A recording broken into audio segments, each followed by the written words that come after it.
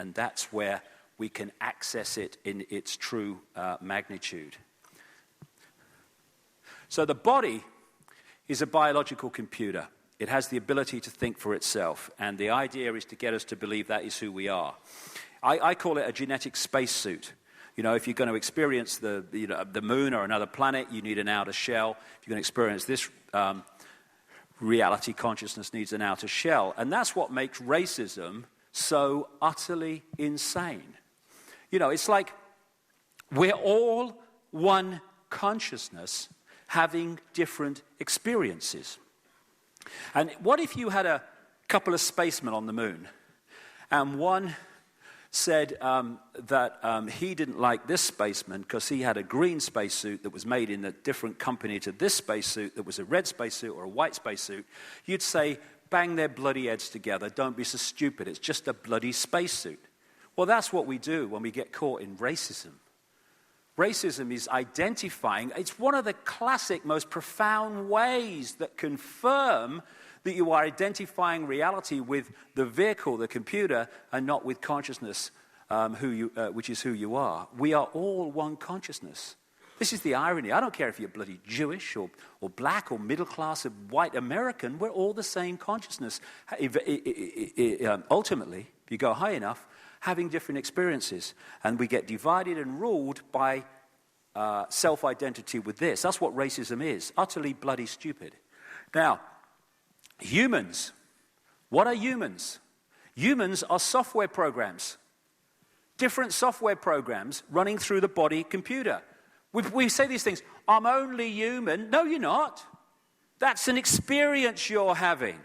It's the vehicle's program which manifests as what we call the human body and the human being. Software program. This is in the San Francisco Chronicle, an article on DNA. DNA is a universal software code. From bacteria to humans, the basic instructions for life are written with the same language. It's all a computer game of great sophistication, and this is part of it. And the difference between a mouse and a human in DNA code terms is fractional compared with a difference in the way the body manifests. DNA is made up of 4 codes, A, C, G, and T. I think I'm made up of G and T and G and T, me, but there you go. A, C, G, and T. And these different codes, how they relate to each other decides how the physical form manifests, whether it's a wolf or an ant or a virus or a human being. And it's interesting how the codes on the computer's screens in the Matrix movie, which was very, very close to reality, not totally, but very close to reality in so many ways, very illustrative of the way we decode reality into an illusory physical state, but I'm quite right, those codes were very much like the DNA codes in so many ways, because on one level, this reality, like I say, is digital. And I'll get to that as we go along. Now, what they're doing now, of course, is having what they call computer-brain interfaces, where they're connecting computers to the brain, and the brain is working the computer without hands being used. And the reason they can do that is quite simple. They're connecting 2 computer systems. One extraordinarily more sophisticated than the other, but still the same in theme. The human body ticks box after box after box in terms of a highly sophisticated computer system. When your computer gets a virus and you start to see a problem, it maybe slows down or whatever. And as the virus gets more and more a hold of the computer, I've had this done to me, eventually the computer won't even switch on anymore. And what do we say? Hey, my computer's dead. And what happens at what we call human death is the computer shuts down and who we are leaves. Eternal consciousness leaves. Our computers go into sleep mode where it shuts everything down and everything just ticks over. That's what we do. Our computer shuts down and ticks over. We call it sleep. Although I have to say, I didn't get any last night. Crikey. I can't get out of British time. I've been here a week. And the bad news is, this is the time I should be asleep. So, I'll do my best. Norton antivirus and all these antivirus things, what do? They protect the computer from external attacks, viruses and what have you. And that's what the human immune system does in an extraordinarily more sophisticated way. Protects the computer system, the body computer system, from attacks. And just with computer antivirus systems, if a new virus comes out, which it's not programmed to repel, then the computer gets completely taken over. This is what happens with the human computer system, antivirus system, which is why when the Europeans went to North America, they took with them smallpox, which the Native Americans had not encountered before, and bingo, they fell like flies because their antivirus system, their immune system, couldn't cope. On the left is my left, your left, yeah, my right, is a picture taken at the Necker Hospital in Paris when they put a tracer dye into the acupuncture points of the body, and they photographed it, the meridian system, etc. And I looked at that when someone showed it to me, and it reminded me immediately of a motherboard, which is basically what that meridian system is. It's energy, and that energy is information. Everything in this reality is information in various forms: vibrational information, digital information, electrical information, being decoded. That's how the whole thing comes together and manifests.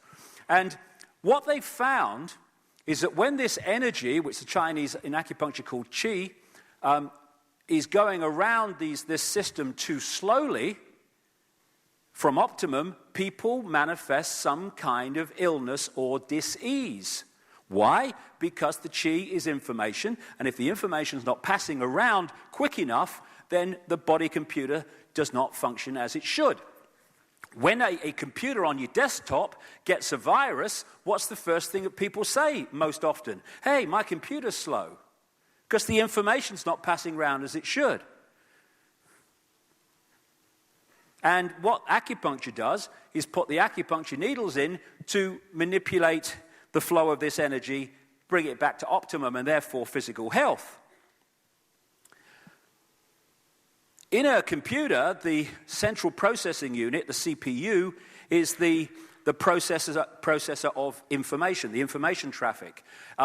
What they call in computer parlance the CPU is the brain of the computer. Very appropriate, because this is our CPU, which is constantly filtering and dealing with the information traffic, passing it around the body, information, receiving information back from different parts of the body, and it is responding according to the information that we're receiving. And that's how we stay healthy, that's how, in optimum terms, we think straight and we have balanced emotions. If you intervene into that process, you can manipulate people mentally, emotionally, and physically. So in the end, it's all about the way we are decoding reality into this physical world which only exists in our head. And you can intervene into that, like I say. The DNA, the genetic structure in general, is like the hard drive that holds the base information and takes on more information as you experience. And like I say, it's not just the physical level, there's an energetic level. In fact, the body's just energy, really. But there's an energetic level, and together, that forms the body-computer entity. And what we call races, cultures, and all these different expressions of the human family, they are just software programs which we have to experience. And the software programs are very clear when you get into some of this stuff. This guy is called William Sheridan. And he was in a New York hospital waiting for a heart transplant. And to take the time as he was waiting, he joined an art therapy class. And he was, like me, a rubbish artist. And that's the kind of stuff he was drawing, at best at the top. And then he had this heart transplant, and as he was recovering, he went back to the art therapy course, and he started producing much more sophisticated drawings. And he eventually met the mother of the man whose heart he was given and asked the obvious question, because no one could explain what had happened, including the art therapist lady who was bewildered by the difference. He asked the mother if the donor had any interest in art, and she said, interest? He wanted art materials more than toys by the age of 18 months. He was crazy about art. And there's a doctor in America who's done a major study on this, of how when people receive transplanted organs, and again, the heart is the most obvious in this, the most powerful in this, but other organs too, like the lungs, people have in significant numbers taken on the aptitudes and the personalities or personality traits of the donor. Why? Because it's a download, in a sense. You are taking information, energetic information. We decode it as physical, but it's energetic information, and you're downloading it into another computer, and that information then becomes available to that computer and starts to affect the way that it perceives reality. My great friend in Africa, Credo Mutwa, the Zulu shaman who's closing in on 90 now, he said to me, I talked to him about this, he said in the days of Africa when there was cannibalism, he said they had a golden rule that you must always boil the person to a certain temperature, otherwise if you eat them, you become them. It's an old African kind of rule, because it's information. And nothing identifies us more, I guess, with being the body computer as opposed to it being an experience than being a man or a woman. That's who we are. I'm a man or a woman. No, it's the experience we're having. Very big difference. And there's nothing wrong with being a man or a woman. It's an experience. Nothing wrong with it at all. And, all the best with it, except that we need to understand it's an experience, and then don't get caught in the fact that it's who we are. A few years ago now, about 2, 3, 4 years ago, in England, there was a story in all the papers of Freaky the chicken. Freaky the chicken started out as a hen laying eggs, and then had this massive, for some reason, burst of testosterone produced, and started growing a comb, started crowing at dawn, and chasing the hens. And all that had happened is there had been a chemical change in the computer, and Freaky went from a woman to a man. And of course, you see this in the manipulation of sex change operations and stuff like that. If what we are is a man or a woman, how can the body computer change from one to the other with a chemical change? It's not who we are, it's an experience.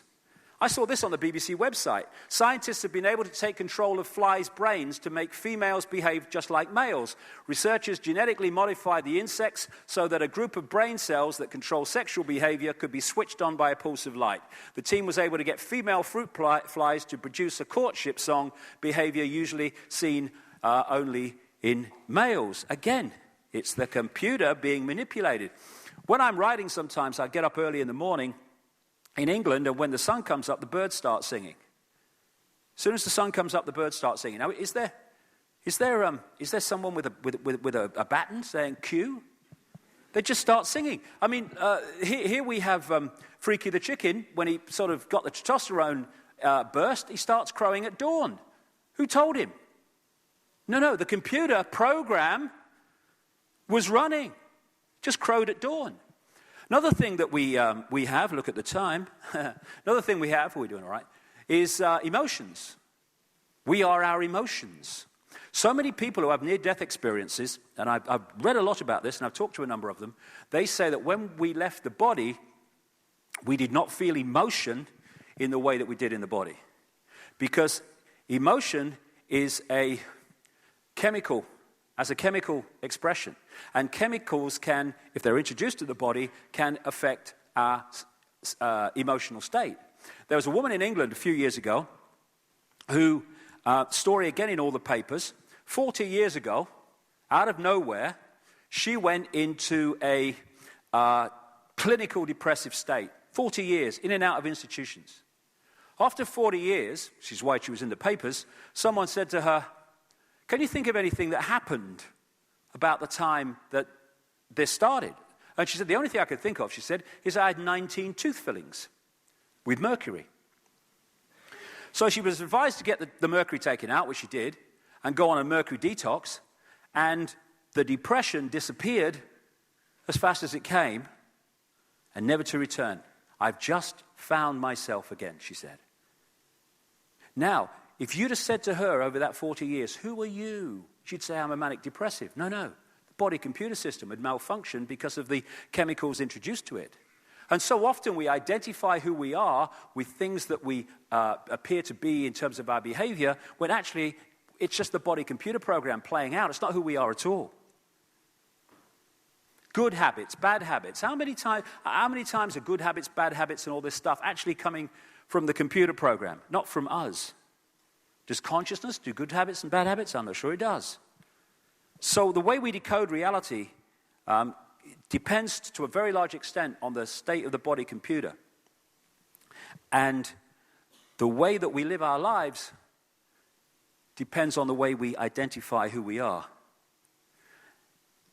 And bringing this computer thing down to the brain, the brain has two hemispheres, the right brain and the left brain, with this corpus callosum bridge connecting the two. And they have very, very different roles to play in terms of reality. The left brain is where most people in this world live. It's where the education system is fundamentally designed, cold, calculatedly designed to put us. And that is the part of the brain that perceives everything as a part, that deals in language, that deals in structure. And if you look at the society that we live in, it is a left-brain structured society because it is structured by left-brain dominated people. When you go through the education system, the indoctrination system, what happens? You progress within it by taking information, overwhelmingly left-brain information, words and numbers, holding it in there and then regurgitating it out onto an exam paper. And the better you do that, the more you progress within the system. And if you're really good at that, you go to big universities, and then if you get really good at that again, you get good degrees, and you go into your specialization. Science, the law, often politics, and things like that. Medicine. And then you go through it in your specialization, in your exams. Same thing. And then the top ones progress into those positions of society that control the institutions of medicine and science and all the rest of it. And to have got there, they have to have become left-brain prisoners as a result of the system they've been through. The right brain is about connection out into the greater self. It's where we get creativity from and inspiration from. That's where the artist resides. Artistic people and creative people are much more right brain than most. And that's where they get the creativity from, because it connects them out into that realm of infinite creativity and potential. The idea, as with consciousness and mind, and this is very much symbolic of that, is to have that corpus callosum bridge passing information between the two so you get the best of both. That's not what the system wants. It doesn't want right-brained people. And to give you an example of the difference between the two, get my glasses on. This is a lady called Jill Bolte Taylor. She is a neuroanatomist, brain scientist for short. And she had an incredible experience in 1996 where she had a stroke, where she stayed conscious for a large amount of time while it was going on. And it was a stroke, a hemorrhage in the left brain. And being a neuroanatomist, she was able to follow the experience like most people would not be able to because of her knowledge. And this is her story.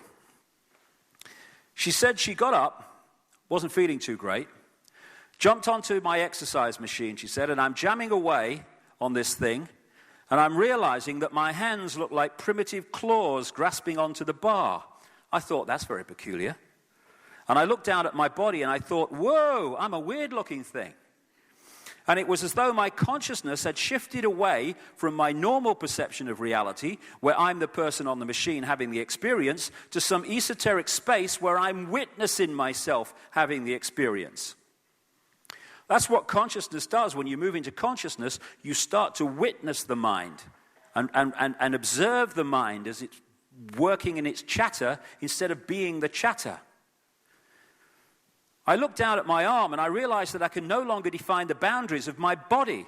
Because the left brain's shutting down, it's not decoding reality in the way it normally does, and so other levels of reality are able to be perceived because the decoding process is not affecting them. I looked down at my arm and I realized that I can no longer define the boundaries of my body. I can't define where I begin and where I end, because the atoms and the molecules of my arm blended with the atoms and molecules of the wall. And all I could detect was this energy. And I'm asking myself, what's wrong with me? What's going on? And in that moment, my brain chatter, my left hemisphere brain chatter, went totally silent. Just like someone took a remote control and pushed the mute button, and total silence. Because it's not decoding anymore, the chatter stops.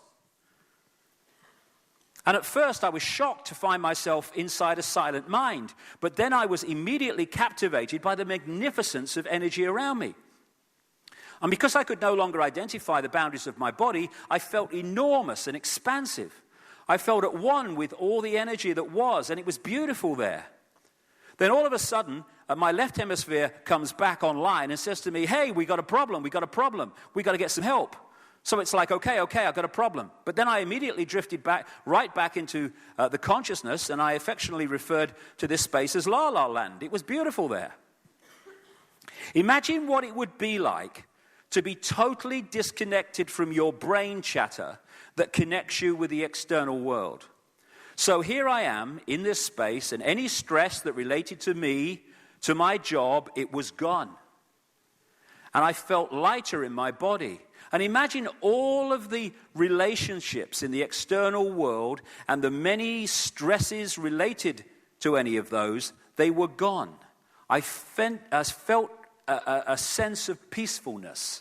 See, all this stuff, all this stress, all this stuff that causes such grief and stops us from finding joy, it's all body-computer stuff, not consciousness. I'm at the top. And imagine what it would feel like to lose 37 years of emotional baggage. Body-computer stuff. I felt euphoria. Euphoria was beautiful. And then my left hemisphere comes online and it says, hey, you've got to pay attention. We've got to get help. And I'm thinking, I've got to get help. I've got to focus. So I've got to call help. I've got to call work. I couldn't remember the number at work, so I remembered in my office I had a business card with a number on it. So I go to my business room. I pull out a 3-inch stack of business cards. And I'm looking at the card on top, and even though I could see clearly in my mind's eye what my business card looked like, I couldn't tell if this was my card or not, because all I could see was pixels. Because this is not decoding, the left brain's not decoding reality into this state that we perceive normally, now she's starting to see levels before that decoding process takes place, and it's pixels. Because on one level, as I keep saying, this reality is digital. And the pixels of the words blended with the pixels of the background and the pixels of the symbols. And I just couldn't tell. And I would wait for what I call a wave of clarity. And in that moment, I would be able to reattach to normal reality. And I could tell, that's not the card, that's not the card, that's not the card. It took me 45 minutes to get 1 inch inside that stack of cards. In the meantime, for 45 minutes, the hemorrhage is getting bigger in my left hemisphere. I do not understand numbers, I do not understand the telephone, but it's the only plan that I have. So I take the phone pad and I put it right here. I take the business card, I put it right here, and I'm trying to match the shape of the squiggles on the card to the shape of the squiggles on the phone pad. Eventually, the whole number gets dialed, and I'm listening to the phone, and my colleague picks up the phone, and he says to me, "Woof, woof, woof, woof." And I'm thinking to myself, oh my gosh, he sounds like a golden retriever. And so I say to him, clear in my mind, I say to him, "This is Jill, I need help." And what comes out of my voice is, "Woo, whoosh, whoosh, whoosh." And I'm thinking, oh my God, I sound like a golden retriever. And so I didn't know that I couldn't speak or understand language until I tried. Because when I speak now, what goes between my mouth and people's ears is a vibrational frequency. The brain, through the senses, decodes that into sound. And decodes it, the left brain, decodes it into language. When it ceases to do that, we sound like a golden retriever because the process of decoding is not working as it should. And Jill Bolte-Taylor, thank goodness, made a full recovery. And if you go onto the internet and you put her name in, there's a 20-minute video in which she tells her story. She tells it very well indeed, because it gives so many insights into the nature and illusory nature of reality which she experienced. So when the two are working in unison, that's perfect. And when we take psychoactive drugs, that opens channels that are not normally open, and we have senses of reality that we don't normally experience. This is the key to the conspiracy on this level. So I asked Neil Haig to put soldiers across the entrance to the left brain, because that's what this society is doing. It's trying to hold us in the left brain state of reality, and so we do not access to the extent that we should this level of the side of the brain, which takes us out into another awareness.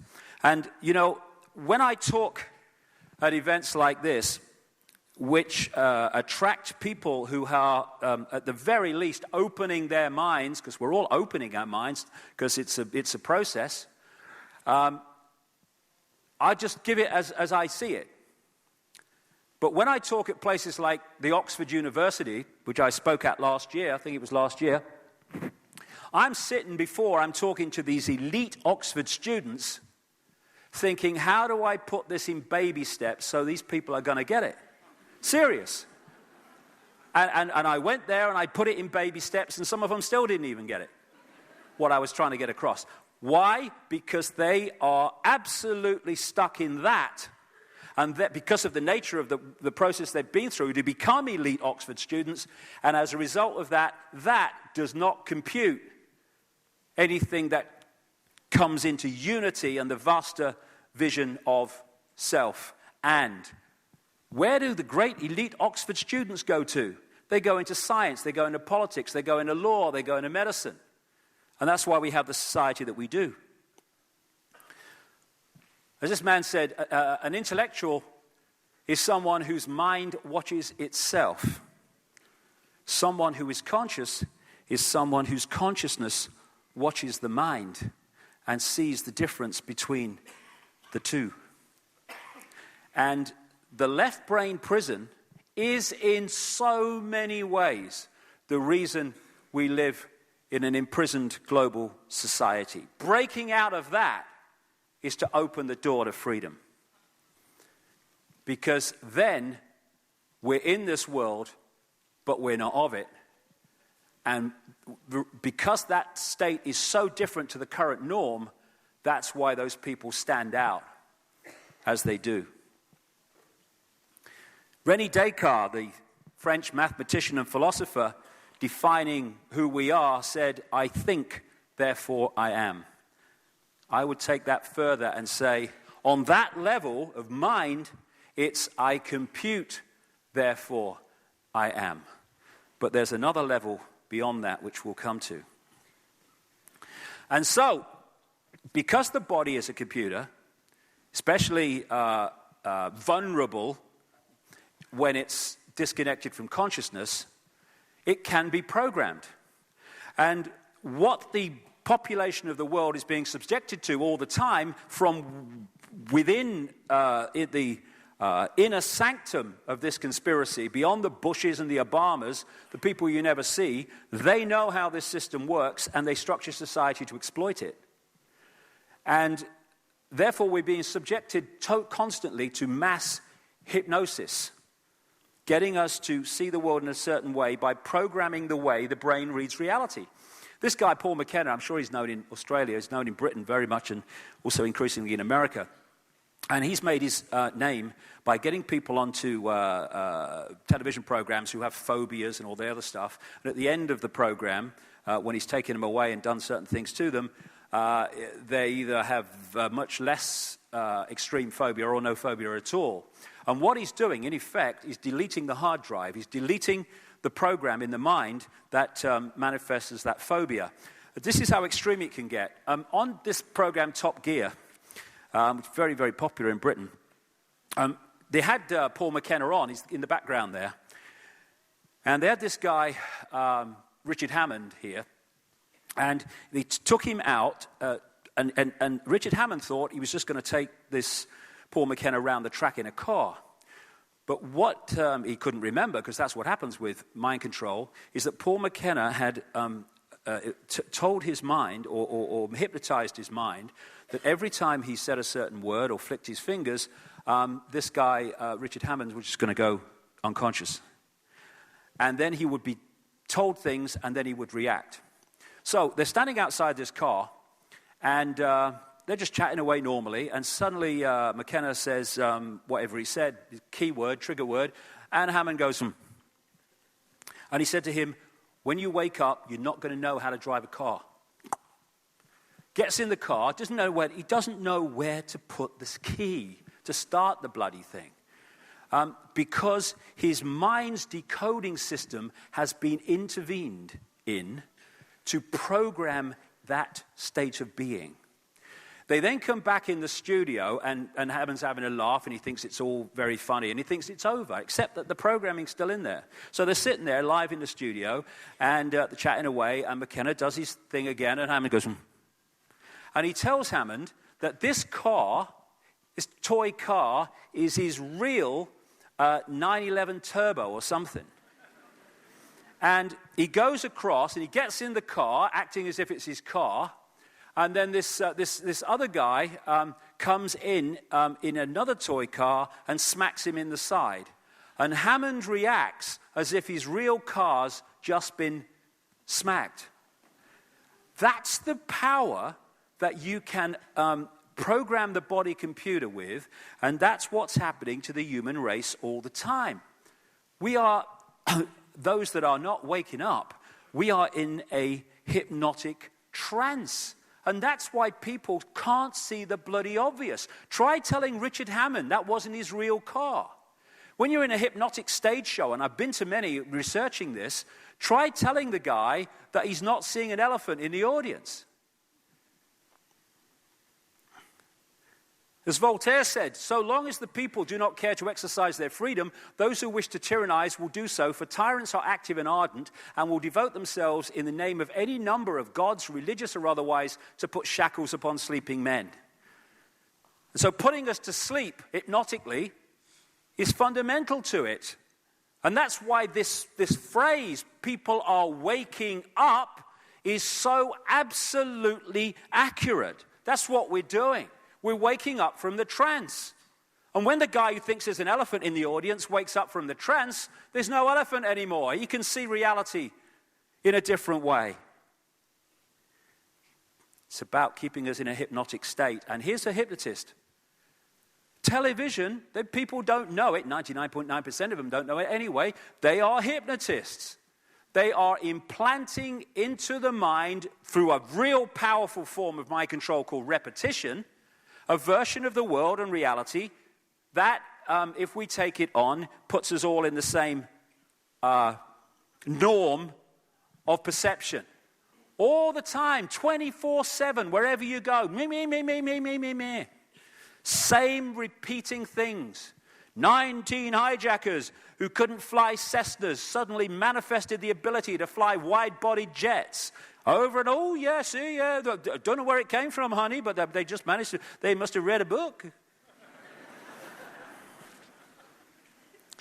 And then you have, in America, on the left, they are Democratic supporting news presenters, and these in Fox, of course, are far, far right-wing supporting presenters, and they are apparently putting different points of view, but together they see the system in the same way. They just want to come from it from a slightly different angle. And that is constantly mind-controlling the body computer to believe that there are sides in the world and there are differences and stuff, and take us away from the understanding that behind it all, there's one force manipulating through all sides. Then you've got people like Jon Stewart. Some of his shows are very funny, and this guy, Bill Maher. These are perceived to be, I call them steam whistles. You let off a bit of steam and frustration because they have fun and satirize the political system, but only to a point. So he'll satirize, but as soon as he gets someone in the studio, like Tony Blair a few months ago, he basically licks his backside instead of asking serious questions, which he's asking when the guy isn't there. Come on. And Bill Maher, why he's against, ridiculing the system and all that and politicians, he vehemently attacks anyone who says that 9/11 was not, the official story was not true. And so all these different forms and media of all different kinds, and sometimes they seem to be different, are all selling you basically the same belief system on the way the system works. And as a result of this mind control technique called repeating, so many people believe things they've never checked, never asked about, never questioned in any way, but because it's the norm, because everyone believes it, it becomes their truth. Oscar Wilde, great English writer, said, most people are other people. Their thoughts are someone else's opinions, their lives are mimicry, their passions are quotation. That's what happens when we just repeat without question. We have teacher repeaters who just repeat what they are told to tell the children and what they learn themselves in their academic life and in teacher training. We have doctor repeaters that just repeat what the drug companies tell them and what they learned at medical schools. Medical schools can, well, I'll perhaps even be right the first time. Medical schools controlled by the drug companies. We have scientist repeaters repeating the bloody nonsense that a tiny, tiny greenhouse gas called carbon dioxide from human form somehow is transforming the bloody climate of the planet. Repeat, repeat, repeat.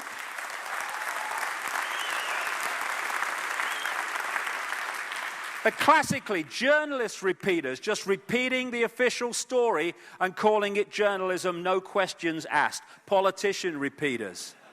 I love this one. They've been bent over for so long they think it's standing up. Politician repeaters. I mean, you question politicians about climate change. Have you ever done any research into it? No, but it's what the scientists say. So we're passing this legislation. You ever thought about checking it?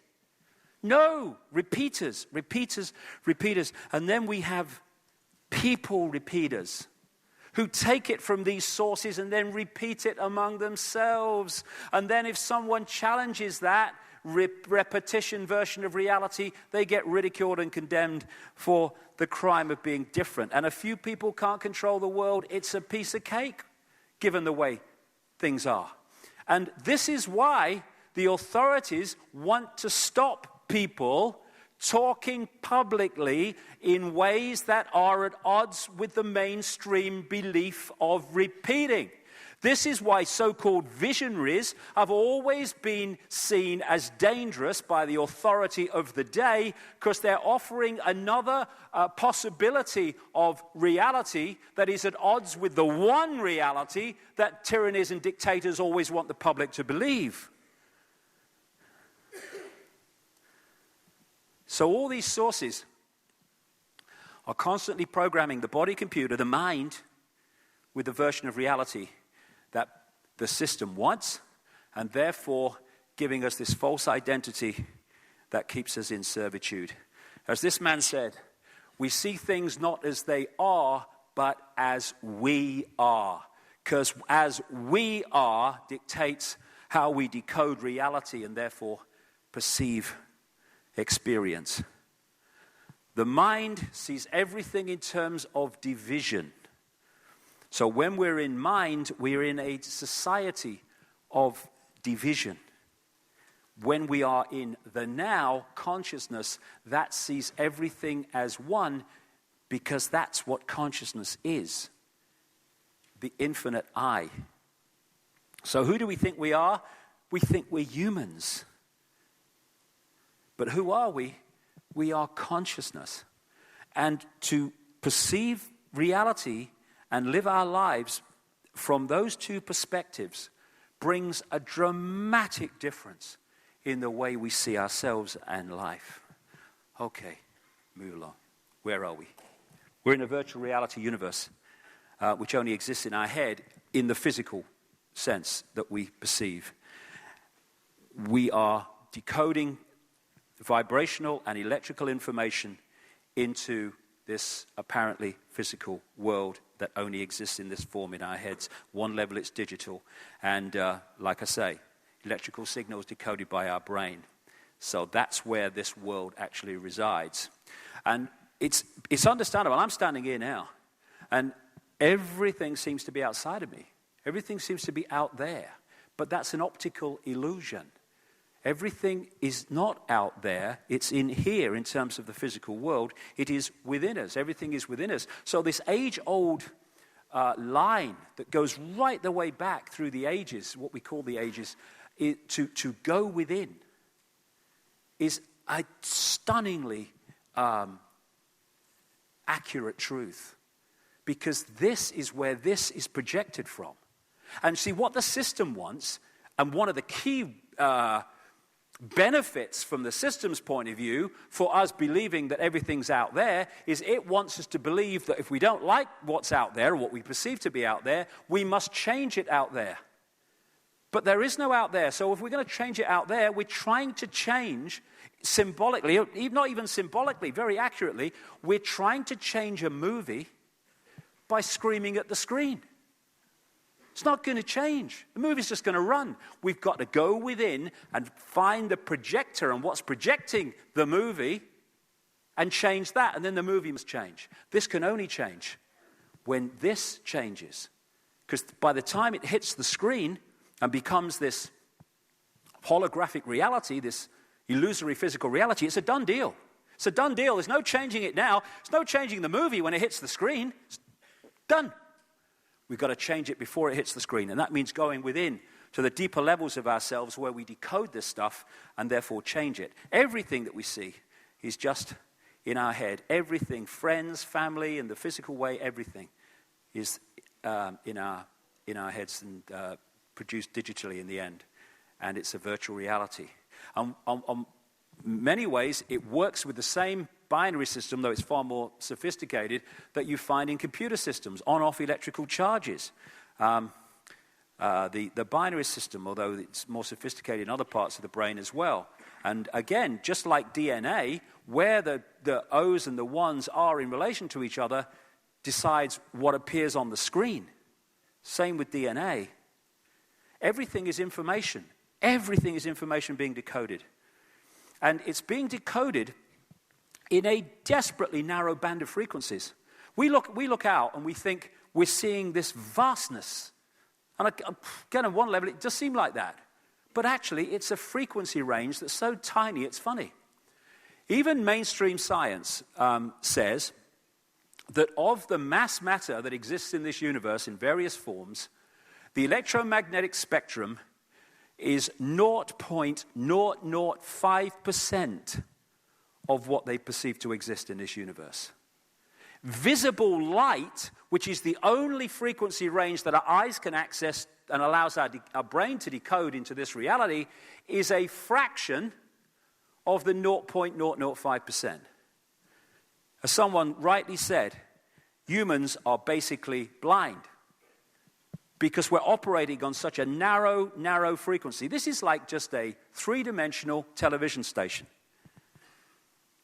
And beyond this are other television stations which can interact with this one. That's what we call paranormal activity in many ways. Get into that in the second section. And so we're decoding this tiny range of frequencies into this reality. We say seeing is believing, but believing is seeing. Because how we decode reality decides on how we see reality, because it all takes place in the brain, the way the neurons fire and all the rest of it. And one of the things they found in experiments, I was seeing a film about this a couple of years ago, is that when you get a rigid belief system, the neurons fire in a certain network. And what that does is filter reality in relation to the way that network is firing. So when you get information coming into the brain that is at odds with the rigid belief system, that those neuron pathways will fire in a certain way and will not decode that information in a way that affects the belief system.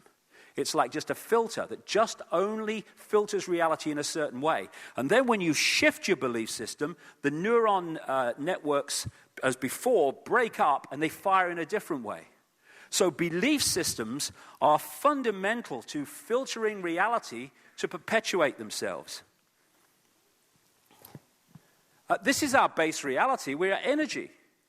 And it's only when we pass through the decoding system of the brain that we appear in our heads as three-dimensional physical bodies. And we can get right out there to many dimensions, which is what psychics do and people in consciousness do, or we can live in the record groove going round and round and round. And of course, this is the thing about science. Scientists are themselves decoding reality according to their belief system. And so they're trying to understand how something works, but their belief system is decoding reality in a certain way. And so they never get it. When scientists are stuck in the left brain, they cannot decode these greater levels of reality and understanding of reality because their brain will not compute them. That's why they really look at people who say some of this stuff and they go, "You're crazy. Can't be." Because they can't get their heads around it. And it's like in pantomimes we have in Britain at Christmas, where, you know, one of the classic things they do is someone standing on the stage and someone will come behind them and the audience will say, "He's behind you." And then they'll turn around and the person will go with them and they'll say, "There's nobody there." And that's what scientists are doing, because they're looking at things and they're decoding them in a certain way and they can't see them because their brain won't compute it. And this is why the cutting-edge scientists are the ones that have a right brain that is active. And that's what a lot of people at the cutting edge of things like quantum physics are developing. Right brain view. As Einstein said, science without religion is lame, religion without science is blind. I would say this: science without consciousness is lame, religion without consciousness is blind. And indeed, with consciousness, there is no religion. Okay, final bit before we have a break. The holographic internet.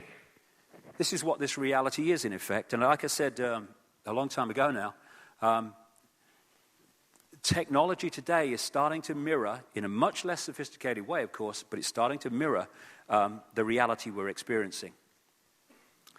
If you say to someone, "Tell me about the internet," they'd say it's graphics and websites and words and colors on a screen. Yes, it is. But the only place the internet exists in that form is on the screen. Everywhere else, it is electrical circuits and what have you. It's not what's on the screen. That's only just there, nowhere else. And you say to people, "Tell me about television." They say, "Oh, it's moving pictures on a screen." Yes, it is. But the only place television exists in that form is on the screen. Everywhere else, it's electronic circuits and frequency fields and all the rest of it. And it's the same with us.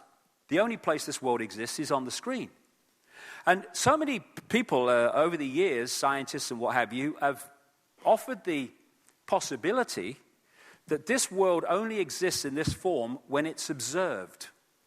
Well, from the understanding we're getting now, that's exactly what it is. You know, when you play a DVD, It doesn't play the whole DVD on the screen. It plays that part of the DVD that is being read at that time. And what we're doing is, in the act of observation, we are decoding that part of the vibrational construct into this world, but only the part that we're actually observing. And if you could see the unobserved reality that we're experiencing at its prime level, it would just be vibrational, not solid or anything at all. So what is the matrix, as we call it? It is energetic information being read in various ways to create this illusory, vast, apparently infinite, but not, world of solidity. And the other thing, key, that the body is, because it's many things, it's a fantastic creation.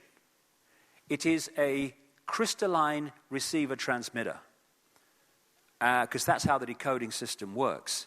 We are decoding information, because people say, okay, if we're creating our own reality and all that stuff, how come we're all seeing the same theater now?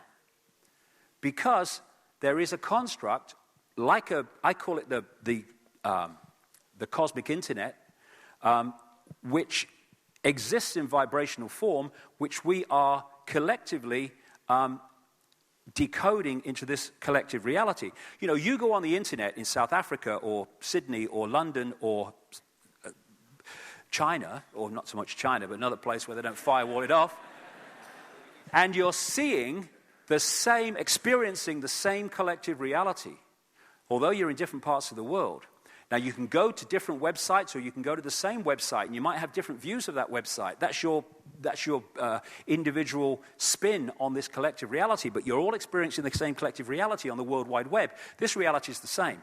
There's a collective reality which we decode, so we all look out the window, and we'll see the same car going past, but we'll all have a different opinion on what we think of that car. The basic reality is the same. And we're crystalline. Do you know, we have trillions and trillions of cells, and every single cell membrane is made of a crystalline substance. We are crystal, walking, talking crystals. And incidentally, the crystalline membrane and the outside of the cell has gates and channels which open according to electrical on-off charges, the binary system. Because it works on the same computer system, or basically, and this is interesting too, because these gates and channels open to let in stuff that's good for the cells and shut out things that are bad for the cells. And they open and shut according to electrical charges, which operate in the way they should, left to their own devices. But when you are subjected, as we are now, to massive amounts of electromagnetic fields, etc., these things can open and shut when they shouldn't be, let the bad stuff in and shut the good stuff out. So we are crystals decoding. And the DNA itself is crystalline, and because of its very shape, is an antennae. This is an article about this I got off the internet. From the characteristic form of this giant molecule, a wound double helix, the DNA represents an ideal electromagnetic antennae. On one hand, it is elongated and thus a blade which can take up very well electrical pulses. On the other hand, seen from above, it has the form of a ring and is thus a very magnetical antennae. So we are receiver transmitters. This Don Juan, the shaman source of the Carlos Castaneda books, absolutely encapsulated the whole thing when he said, we are perceivers, we are awareness, we are not objects, we have no solidity, we are boundless. We, or rather our reason, mind, forget this, and thus we entrap the totality of ourselves in a vicious circle from which we rarely emerge in our lifetime. Receiver transmitters. And this is where this comes in. I'll get more into this in the second section. Manipulation by word. Destabilization of the body, computer, and transmitter receiver by the poison shite that they put in food and drink. through belief systems like religion, through misrepresentation of reality through education. They're all seeking, and this is when you get behind the people, into to those levels where they really know how this works. This is what they're targeting. They're targeting all the time our ability to decode reality in the full breadth, sharpness, and clarity that it should be, and put us in these vibrational boxes and eggshells, and therefore put us in this world of total bewilderment where we don't know what the hell's going on, who we are, or what the bloody game is. And so we're connected to this holographic internet. It's got kind of, wires here, but it's not like that. This reality, the one that we are decoding into this apparently physical world, has its mirror now in the wireless internet. If this theater has got the wireless internet, I can't see it. Where is it? Nowhere, apparently. But I could tune this computer to the internet, and out of nothingness, what we can't see, would come the World Wide Web on this screen. That's what we're doing. In the reality that we think is nothing, we're actually decoding a vibrational information, the wireless internet, into this reality, which again comes back to the Matrix movie, very accurate. The Matrix is everywhere. It is all around you, even now in this very room. You can see it when you look out of your window or you turn on your television. You can feel it when you go to work, when you go to church, when you pay your taxes. It is the world that has been pulled over your eyes to blind you from the truth. What truth? That you are a slave, Neo. Like everyone else, you were born into bondage, born into a prison you cannot smell, taste, or touch, a prison for your mind. Where does this universe exist in terms of its physicality? It exists in the wireless vibrational construct that our brains decode into this. And we can decode it in a way where we get to many, many levels of reality, or, this is the key of the manipulation, we can access only a fraction of it. And that's what they do in China. They firewall off the Chinese computer system so it can only access a limited part of the World Wide Web and therefore not access what the authorities don't want them to understand. In so many ways, that's what is happening to us all the time. In the way that we are manipulated into the box of perception, it's firewalling us off from the information, knowledge, and understanding that is there if we were left to our natural state. We've gone from connection to all that is, and slowly but surely, the mind has been turned into the governor of our reality. And we've been put into bubbles, operate within little bubbles, within big bubbles, but operating in a fraction of our true potential. And if that didn't happen, there would be no way in the world that the few could control the many and enslave billions of people as they do. So what is reality? It is the range of frequencies that we are decoding and how we are decoding them. I'll just tell you this story very quickly to kind of sum up everything I'm saying. In this book, The Holographic Universe by Michael Tolbert, he tells a story. It's a great book.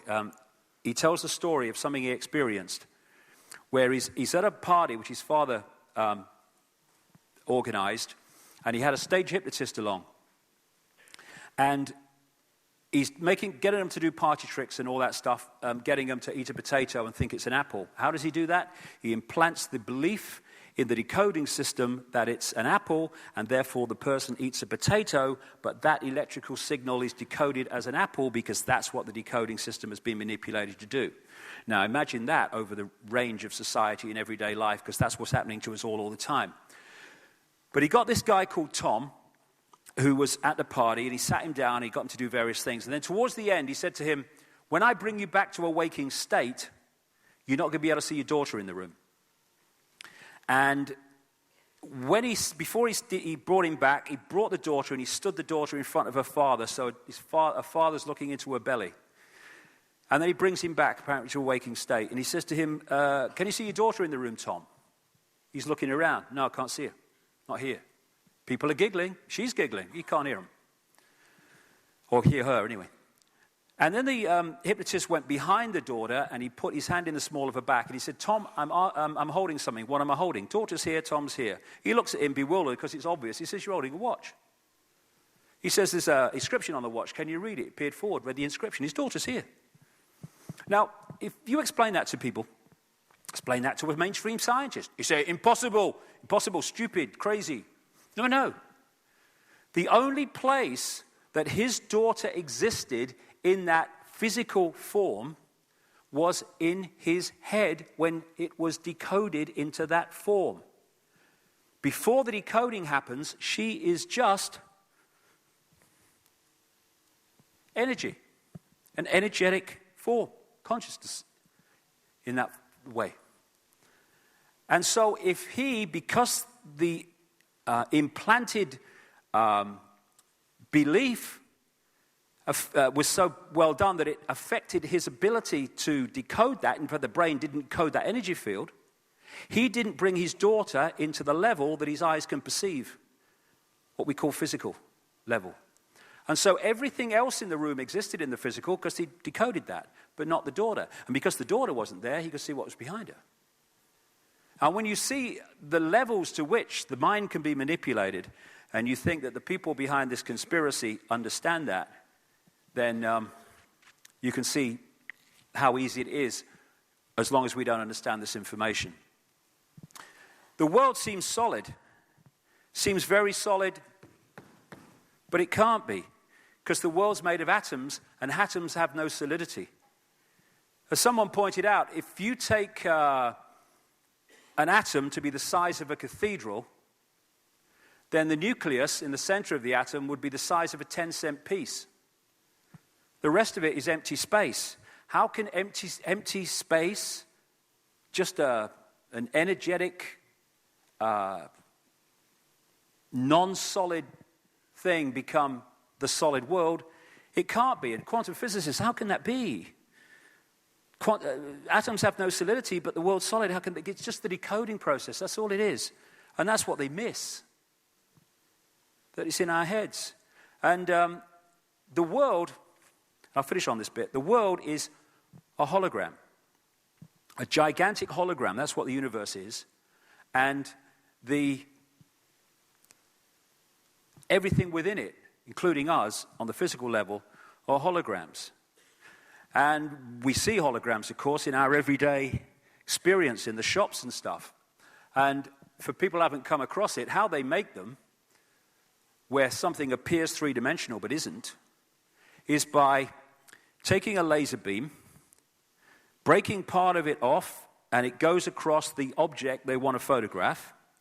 And what it does is it picks up a vibrational version of that object.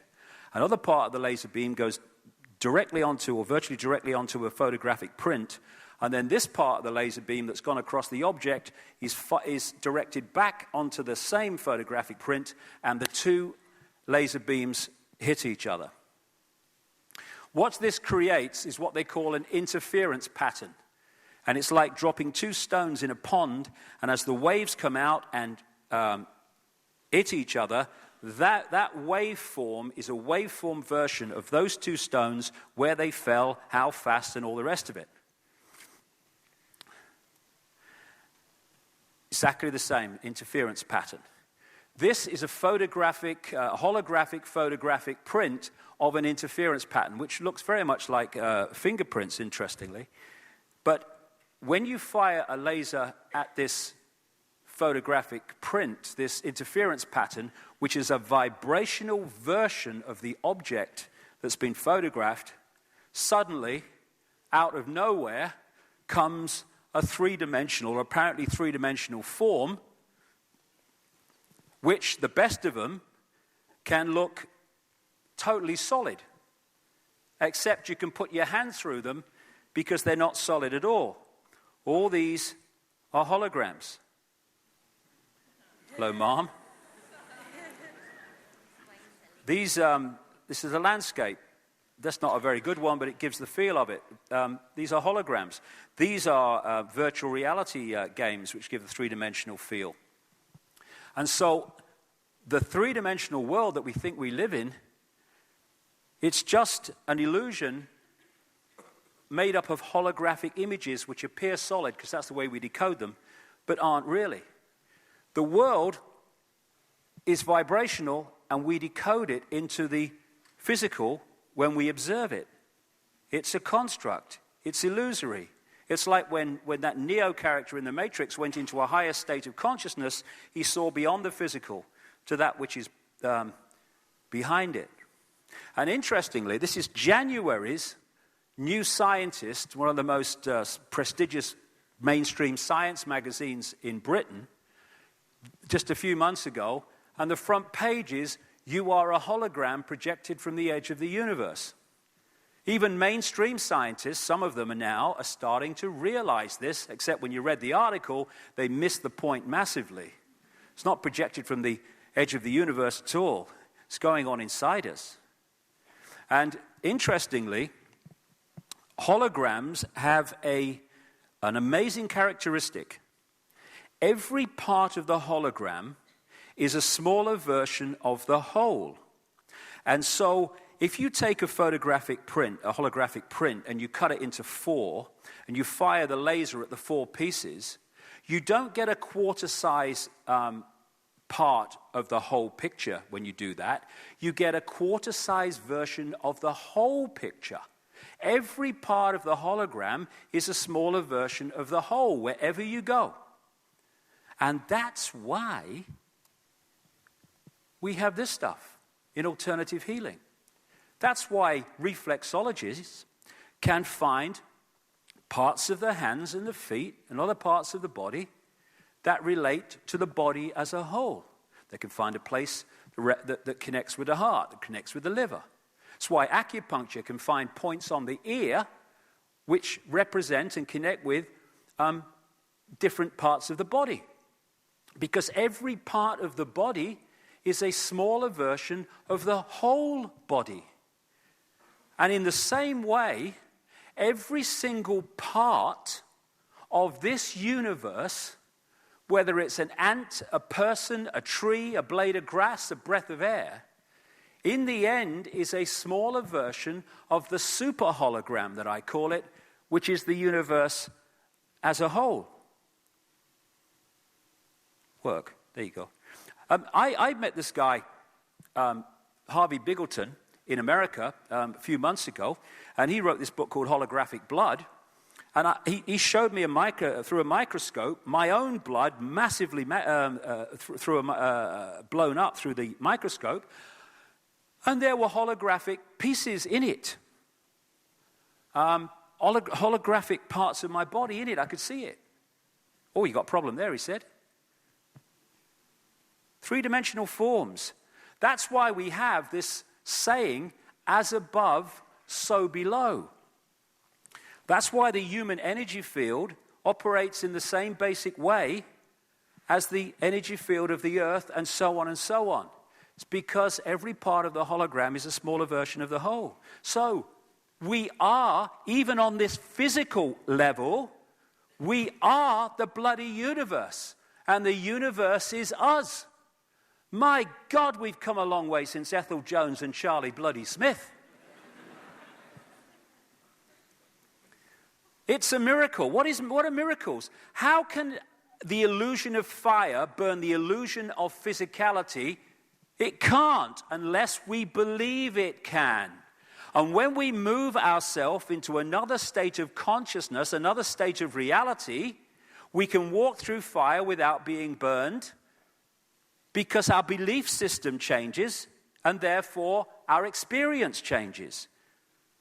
That great line in the Matrix, it's not the spoon that bends, it is only yourself. Of course it is, because you're decoding the spoon into physicality. You're deciding if it bends or not.